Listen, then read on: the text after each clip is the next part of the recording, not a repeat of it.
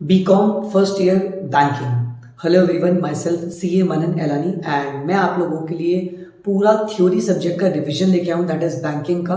तो आप लोगों को अपने एग्जाम्स के लिए बिल्कुल डरने की ज़रूरत नहीं है, आप लोगों को बिल्कुल पैनिक नहीं होना। आप लोग अपने मेन सब्जेक्ट पे फोकस कर सकते हो, that is accounts, economics, law और business communication, business organisation. Banking जैसे सब्जेक्ट की जिम्मेदारी आप मुझे दे सकते हो। मैं आप लोगों को सिर्फ पढ़ाऊंगा ही नहीं, मैं आप लोगों को एक एक चीज़ याद करा दूंगा। इस रिवीजन वीडियो के अंदर मैं सिर्फ वही क्वेश्चन लूंगा जो पास्ट ईयर में आ चुके हैं और जिसकी हाई प्रोबेबिलिटी है कि आपको वो एग्जाम्स में मिल जाएंगे। पास्ट प्रिडिक्शन से हमें जितना पता है कि हमारे 70-80% क्वेश्चन लग जाते हैं, तो मैं आपको वही क्वेश्चन कराऊंगा जिसकी सबसे ज़्यादा प्रोबेबिलिटी है, जो मोस्ट इंपॉर्टेंट है आपके एग्जाम्स के लिए। तो आपको करना कुछ भी नहीं है, आप लोगों को बस ये वीडियो चालू करना है, अपने कान में हेडफोन्स लगाने हैं और बस इसको सुनते रहना है with the help of stories, with the help of acronym. और मैं आपको जो जो पढ़ाते जाऊंगा आप इतने अच्छे से सीख जाएंगे कि आप उसको इजीली लिख पाएंगे। तो अपन शुरू करते हैं बैंकिंग करना। बस आप लोगों को एक काम करना है, जैसे ही मैं एक दो क्वेश्चंस कंप्लीट करा दूंगा फर्स्ट वीडियो के बाद, आप लोग मुझे कमेंट सेक्शन में बताएंगे कि क्या ये वीडियो आप लोगों के लिए हेल्पफुल थी, सो दैट मैं अगले वीडियो में उस चीज़ को थोड़े से चेंजेस कर सकूं या फिर और अच्छे से प्रेजेंट कर सकूं, या फिर उसकी लेंथ बढ़ाना, लेंथ छोटी करना, एक्रोनिम एड ऑन, सारी चीज़ें देखते चलेंगे।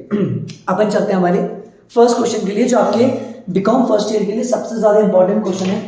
मेरा पहला question, define the term bank, explain the function of bank. तो हमारा पहला क्वेश्चन क्या है? Define the term bank, bank क्या होता है, explain the function of bank. ये हमारा क्वेश्चन अगर 20 नंबर का आ जाता है तो कैसे हमें 17, 18, 19, 20 मार्क्स स्कोर करने हैं, हम कैसे कर सकते हैं?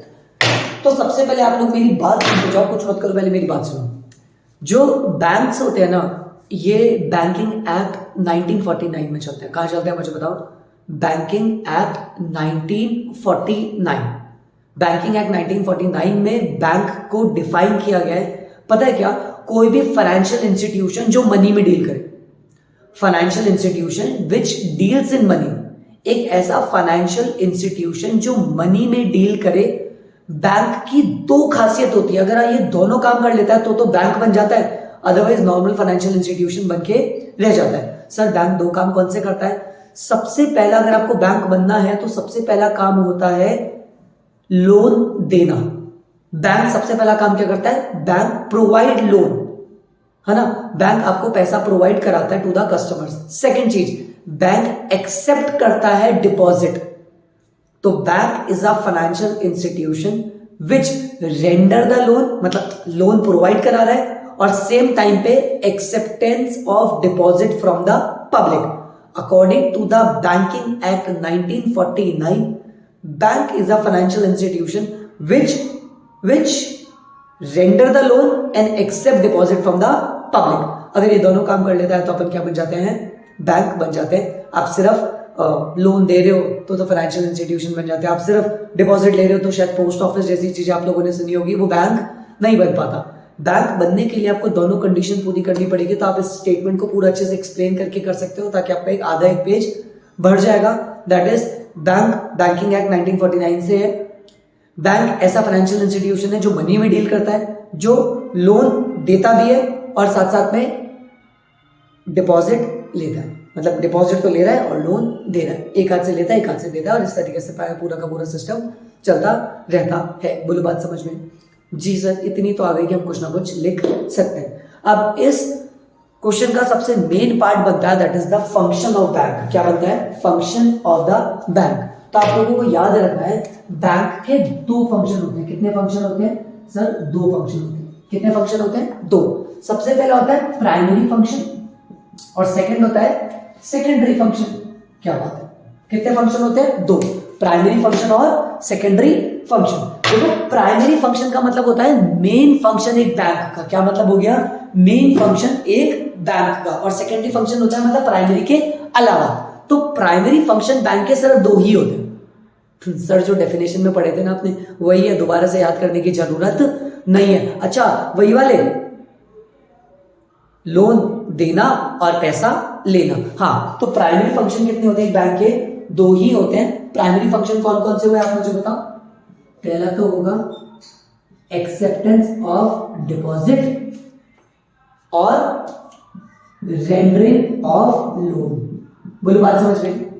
प्राइमरी फंक्शन कितने होते हैं? दो ही होते हैं, एक्सेप्टेंस ऑफ डिपॉजिट और रेंडरिंग ऑफ लोन। तो आप लोग मुझे बताओ बैंकिंग के फंक्शन कितने होते हैं? सर दो फंक्शन होते हैं, प्राइमरी फंक्शन और सेकेंडरी फंक्शन। प्राइमरी फंक्शन क्या होता है? दो होते हैं, पहला होता है एक्सेप्टेंस ऑफ डिपॉजिट और दूसरा हो जाता है रेंडरिंग ऑफ लोन। आपको पता है ना बैंक में तीन तरीके की डिपॉजिट होते हैं। कितने तरीके की डिपॉजिट होते हैं? सर उसमें भी टाइप होते हैं क्या? अरे तुम्हें पता है, देखो मेरी बात सुनो। एक होता है सेविंग अकाउंट, कौन सा हो जाता है? सेविंग अकाउंट, है ना। एक हो जाता है आपका कौन सा? करंट अकाउंट, और एक हो जाता है फिक्स्ड डिपॉजिट अकाउंट। हाँ ये तो हमें बहुत अच्छे से पता है। एक होता है सेविंग अकाउंट, एक होता है करंट अकाउंट और एक होता है फिक्स्ड डिपॉजिट, जिसको आप प्यार से बोलते हो एफडी। सबसे पहले मेरी बात सुनो, सेविंग अकाउंट कौन से होते हैं? Saving account mostly salaried person खुलवाते हैं। ऐसे बैंक अकाउंट जिसमें 3 या 4 ट्रांजेक्शन मंथली हो रहे हैं तो उसको बोला जाता है सेविंग अकाउंट, जहां पे लोग अपनी डिपॉजिट कराते हैं, मतलब सेविंग्स को डिपॉजिट करा जाते हैं। बदले में बैंक इनको एक रेट देता है, रिटर्न देता है, मतलब उनको इंटरेस्ट प्रोवाइड कराता है। सेकंड होता है करंट अकाउंट, ये मोस्टली बिजनेस अकाउंट्स के लिए खोला जाता है, जहाँ पे डेली के ट्रांजेक्शन में, मतलब डेली पैसा आ रहा है, डेली पैसा जा रहा है, डेली पैसा आ रहा है, डेली पैसा जा रहा है, तो इसको क्या बोला जाता है? Current account. करंट अकाउंट पे कोई भी इंटरेस्ट पे नहीं किया जाता। करंट अकाउंट कौन सा वाला हो गया? करंट अकाउंट जो आप बिजनेस में खोलाते हो। सेविंग मतलब जो आपका नॉर्मल होता है, जिसपे आपको ब्याज मिल जाता है। करंट अकाउंट जो आप बिजनेस में करते हो। एक हो जाता है fixed deposit account, that is इसका एक टेन्योर फिक्स होता है कि इतने टाइम बाद आपको पेमेंट मिल जाएगा और आप एक साथ लमसम में पैसा जमा कराते हो, बदले में वो आपको इंटरेस्ट प्रोवाइड कराते हैं। बोलो बात समझ में? फंक्शन कितने थे? दो, प्राइमरी फंक्शन और सेकेंडरी फंक्शन। प्राइमरी फंक्शन में भी कितने थे? दो, एडवांस ऑफ डिपॉजिट और सेकेंड रेंडरिंग ऑफ लोन। बात समझ में आ गई? पहला कौन सा था? डिपॉजिट एक्सेप्ट करना और दूसरा लोन प्रोवाइड कराना। अभी जो लोन होते हैं ना, ये लोन भी कितने टाइप के हो जाते हैं आपके? 3 टाइप के हो जाते हैं। कितने हो जाते हैं आपके लोन भी? आपके 3 टाइप के हो जाते हैं। सर कितने टाइप के? एक बार मुझे प्लीज बता दो। सर लोन भी हमारे 3 टाइप के हो जाते हैं। क्या हमें पता है? हाँ बिल्कुल। सबसे पहला हो जाता है डिमांड लोन। कौन सा हो जाता है? Demand loan. डिमांड लोन मतलब ये तभी पे करना है जब बैंक आपसे मांग लेगा। ये कब हो जाता है? A loan which can be recalled on demand, इसलिए इसको क्या बोला जाता है? Demand loan. मतलब अभी आपने बैंक से लिया, जब बैंक को वापस चाहिए होगा आप उसको पे करा जाएगा। एक हो जाता है शॉर्ट टर्म लोन और एक हो जाता है, आपको पता होगा कौन सा? Sir the third one is cash credit. Cash credit के अंदर क्या होता है? एक लिमिट सेट कर ली जाती है, उस लिमिट में लोन दे दिया जाता है और आपको उसके बदले में पेमेंट करा जाएगा। बात समझ में आ गई? मतलब जो बोरोवर होगा उसको एक लिमिट सैंक्शन कर दी जाएगी और विद इन टाइम वो उस अमाउंट को विड्रॉ कर लेगा और अपनी सिक्योरिटी गिरवी रखवाएगा। बोलो बात समझ में? हाँ सर इतनी बात तो हमारे को समझ में आ गई। तो मुझे बताओ मैंने आपको क्या कराया? Define the term bank, explain the function of bank. बोलो बात समझ में? नहीं, मैं वापस बताता हूँ। बैंकिंग एक्ट 1949 एक ऐसा फाइनेंशियल इंस्टीट्यूशन जो मनी में डील करता है, जो डिपॉजिट एक्सेप्ट करता है और जो लोन देता है। बैंक के 2 फंक्शन होते हैं, प्राइमरी फंक्शन और सेकेंडरी फंक्शन। प्राइमरी फंक्शन में भी 2 टाइप के हो जाते हैं। कौन कौन से हो जाते हैं? प्राइमरी फंक्शन में हो जाता है एक्सेप्टेंस ऑफ डिपॉजिट और दूसरा हो जाता है रेंडरिंग ऑफ लोन। बोलो बात समझ में? इसके अंदर 1 2 3 सबसे पहला हो गया सेविंग अकाउंट, जो इंडिविजुअल का बनाया जाता है। करंट अकाउंट बिजनेस के लिए बनाया जा रहा है और फिक्स डिपॉजिट अकाउंट। अगर आप यहाँ पे आधा पेज पढ़ते हो, इसके बाद ये फ्लो चार्ट आप बनाते हो, 3 लाइन में भी एक्सप्लेन करते हो, तो आपके पेजेस इंक्रीज होना स्टार्ट हो जाएंगे, वो भी कंटेंट वाले पेज, ऐसे नहीं कि हम कुछ भी लिखे जाएंगे। सेकंड आता है रेंडरिंग ऑफ लोन, जिसमें आपको पता है डिमांड लोन, एक होता है शॉर्ट टर्म लोन और third one is cash credit. बोलो बात समझ में आया? अब जिसके अंदर इंपॉर्टेंट हो जाता है दैट इज सेकेंडरी फंक्शन, जहां से आप और कंटेंट बना सकते हो जो बच्चों को याद नहीं होता, पर मेरे पास एक एक्रोनिम है जिससे मैं आपको पूरा का पूरा पॉइंट याद करवा दूंगा। बात समझ में आ गया? बात समझ में? देखो बैंकिंग के फंक्शन क्या होते हैं? प्राइमरी फंक्शन और सेकेंडरी फंक्शन। तो आपको बस यही से याद रखनी है, जो प्राइमरी फंक्शन था वो तो 2 थे, एक्सेप्टेंस ऑफ डिपॉजिट और rendering of loan. Secondary function में क्या कर रहा है? बैंक को बस एक ही काम दिया जा रहा है, हे बैंक जो डेटा तेरे पास अवेलेबल है, जो डेटा तेरे पास अवेलेबल है, जो डेटा क्लाइंट का तेरे पास डेटा अवेलेबल है ना, वो कभी भी फ्लॉप नहीं होना चाहिए। क्या नहीं होना चाहिए? फ्लॉप नहीं होना चाहिए। सर ये क्या पढ़ा रहे हो आप हमें? अरे मेरे बच्चे सारे फंक्शन हो गए। मुझे बताओ सेकेंडरी फंक्शन है, आपको याद रखना है सेकेंडरी फंक्शन। पहला तो ये था, सेकेंडरी फंक्शन में बैंक को बस इतनी सी बात बोली गई, हे बैंक जो तेरा डेटा है वो फ्लॉप फ्लॉप नहीं होना चाहिए, डेटा फ्लॉप नहीं होना चाहिए, डेटा फ्लॉप नहीं होना चाहिए। सो ये क्या हो गया, अब मेरी बात ध्यान से सुनो, मैं आपको सारे पॉइंट्स इसी से याद करा दूंगा। पहले मैं आपको पॉइंट बता देता हूँ, फिर उनके अंदर का एक्सप्लेनेशन बता दूंगा। तो देखो 1 2 3 4 5 6 7 8, अब 8 पॉइंट मेरे साथ याद कर लोगे। कैसे? डेटा फ्लॉप, बैंक का सेकेंडरी फंक्शन क्या है, डेटा फ्लॉप नहीं होना चाहिए। नंबर 1 डी से डिस्काउंटिंग ऑफ बिल क्या होता है मैं आपको बता दूंगा।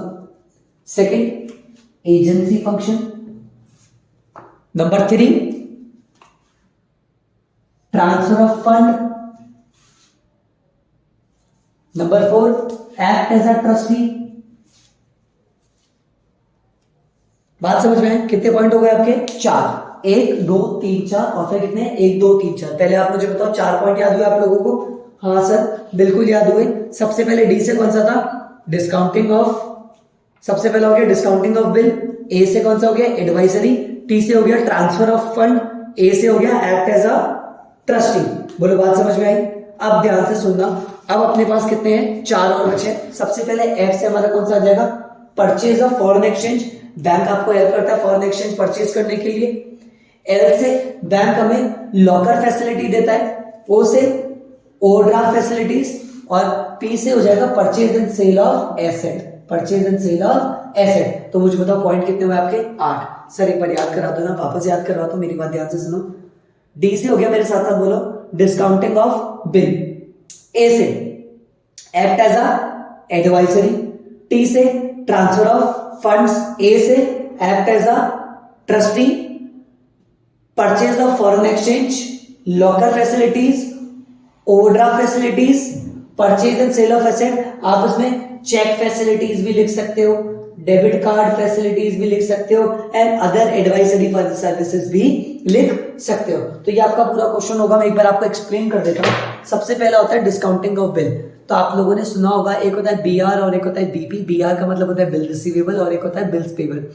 मान लो आपने मुझे पेमेंट के बदले बीआर दिया, तो मेरे को पेमेंट होगा 3 महीने बाद। कब होगा?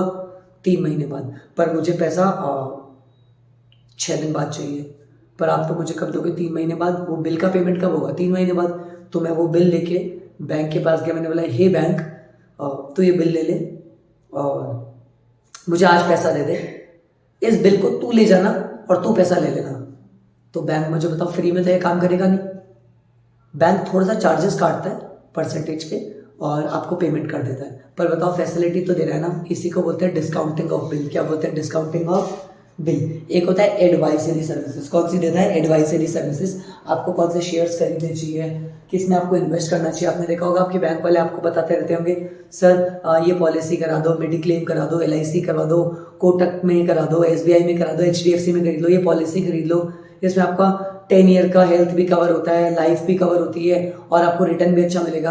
आपको एडवाइजरी सर्विसेज प्रोवाइड करी जाती है। टी से हो गया ट्रांसफर ऑफ फंड। मुझे बताओ क्या आप बैंक की हेल्प से एक अकाउंट से दूसरे अकाउंट में पैसे भेज सकते हैं? नहीं सकते। हाँ सर इसी को NEFT बोलते हैं। और आपने देखा होगा स्कैन करके पेटीएम करो, अपन UPI कर देते हैं। तो ये किसकी हेल्प हो रही है? बैंक की वजह से ही तो हो रही है। That is transfer of fund. एक हमारे पास आ जाता है, अगला फंक्शन कौन सा हो जाता है? Act as a trustee. कौन सा हो जाता है? Act as a trustee. तो act as a trustee and executor of the property of its customer और एडवाइस ऑफ इट्स कस्टमर। मतलब क्या हो जाता है? प्रॉपर्टी के केस में ट्रस्टी का काम भी कर देता है। मतलब कस्टमर अगर उसको डिमांड करता है तो बैंक एज अ ट्रस्टी भी काम करता है। तो दैट इज कितने पॉइंट हो गए हमारे पास? 4। 1 2 3 4 डिस्काउंटिंग ऑफ बिल। ए से एडवाइजरी। टी से मुझे याद करना, ऐसे याद करना पड़ता है। देखो डी से हो गया डिस्काउंटिंग, ए से हो गया हमारा एडवाइजरी, टी से हो गया ट्रांसफर ऑफ फंड, ए से act as a trustee, F से हो गया वो फॉरेन एक्सचेंज। कौन सा पॉइंट याद रखोगे आप? Foreign exchange.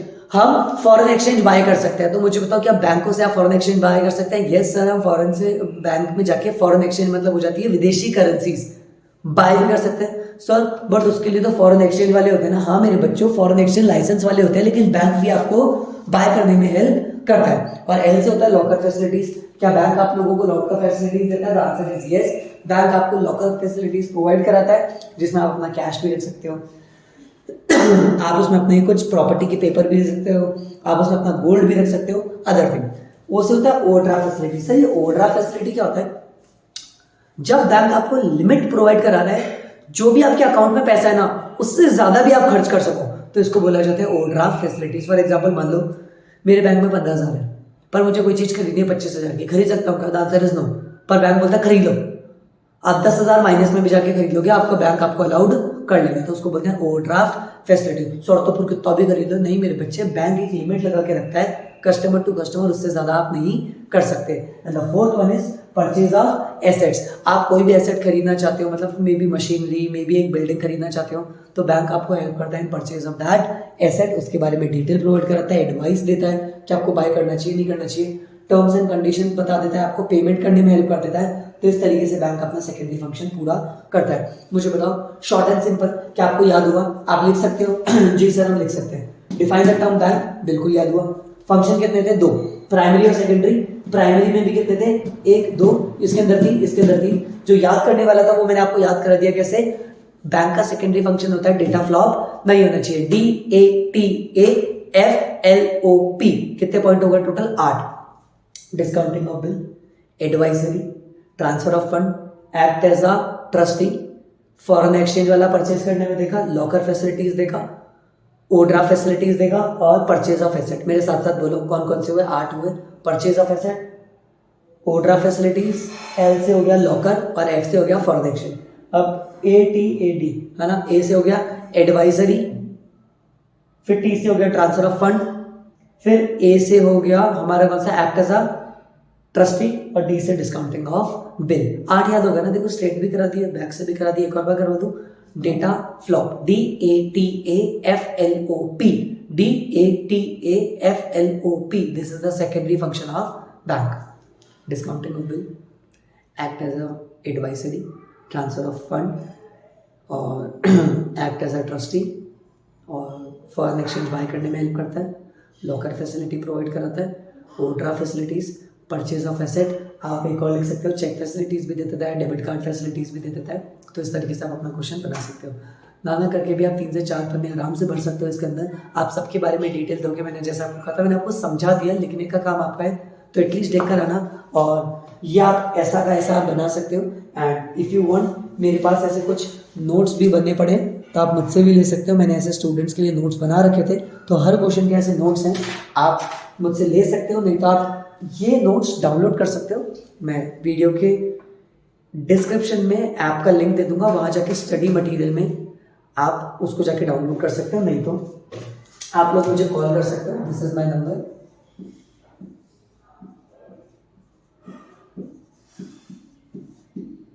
मैं आप लोगों को प्रोवाइड करा दूंगा नोट्स, और आपको टेंशन लेने की जरूरत नहीं है। जैसे मैंने आपको एक क्वेश्चन याद कराया, सोचो कितनी देर लगी आपके? मुश्किल से 20 मिनट भी पूरे नहीं लगे, और आपका एक क्वेश्चन तैयार हो गया। तो ऐसे 10-12 क्वेश्चन मैं आपके एग्जाम से पहले प्रिपेयर करा दूंगा। मैं अभी इस वीडियो में सिर्फ आपको एक ही वीडियो दे रहा हूँ, जस्ट टू चेक आपको ये पसंद आ रही है नहीं आ रही। इफ़ यू वांट, मैं आप लोगों के लिए ऐसे ही सारी वीडियोस बना दूंगा, इसी तरीके से मैं आपको सारे क्वेश्चंस करा दूंगा। आपको टेंशन लेने की बात नहीं है। बस आप लोगों को अच्छे से रिवाइज करना है, बार बार करना है, और एग्जाम में जाके लिख के आना है।